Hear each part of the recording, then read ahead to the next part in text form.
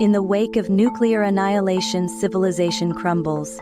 Knowledge is lost, books burn, and the world is plunged into a new dark age. Yet, amid despair, a small group of monks dedicates itself to preserving the fragments of a lost past, guarding knowledge that could one day rekindle human progress. This is the world of A Canticle for Leibowitz, the 1960 science fiction classic by Walter M. Miller, Jr., a novel that has stood the test of time as one of the greatest explorations of history, knowledge, and human nature in the genre. But who was Walter M. Miller, Jr., and what makes this book so hauntingly relevant even today?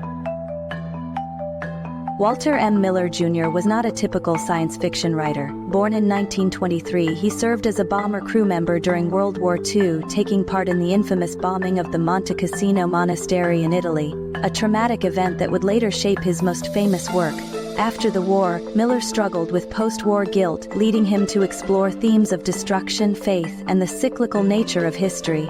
He became a reclusive writer, publishing numerous short stories in the 1950s, before releasing his only novel, A Canticle for Leibowitz, in 1960.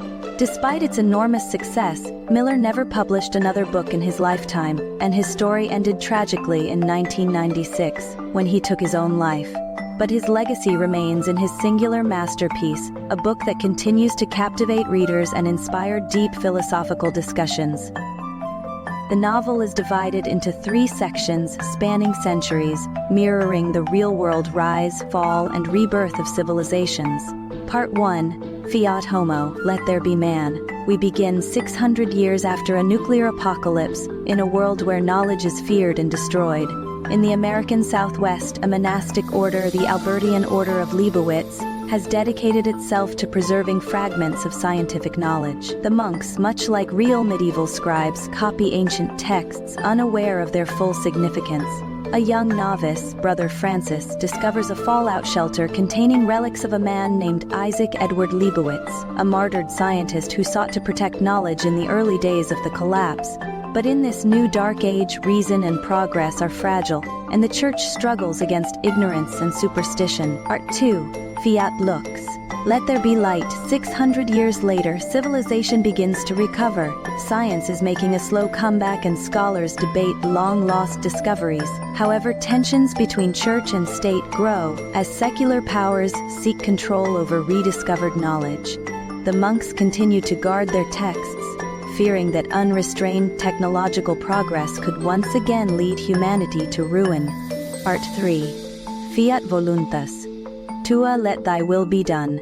Another 600 years pass, and humanity has once again achieved an advanced technological civilization, complete with space travel and nuclear weapons. But as history repeats itself, global tensions escalate and the world stands on the brink of another apocalypse. The church prepares to send sacred knowledge off-world, hoping that, even if Earth falls once more, wisdom may survive among the stars.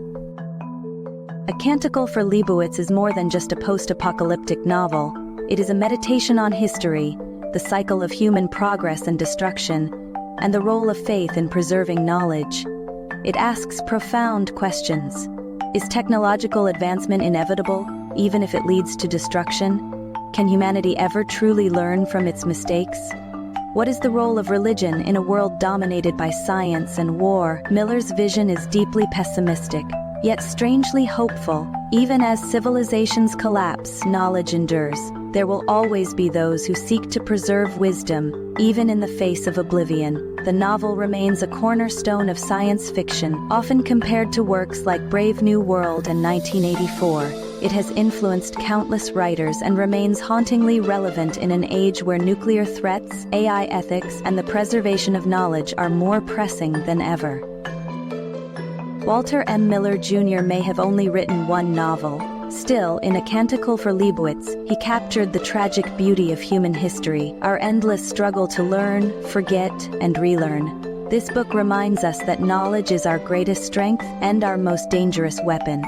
What do you think? Does history truly repeat itself, or can we break free from this cycle? Let us know your thoughts in the comments below. And if you enjoyed this video, don't forget to like, subscribe, and hit that notification bell for more deep dives into the greatest stories ever told. Thanks for watching, and remember, Preserve the knowledge, for the future depends on it.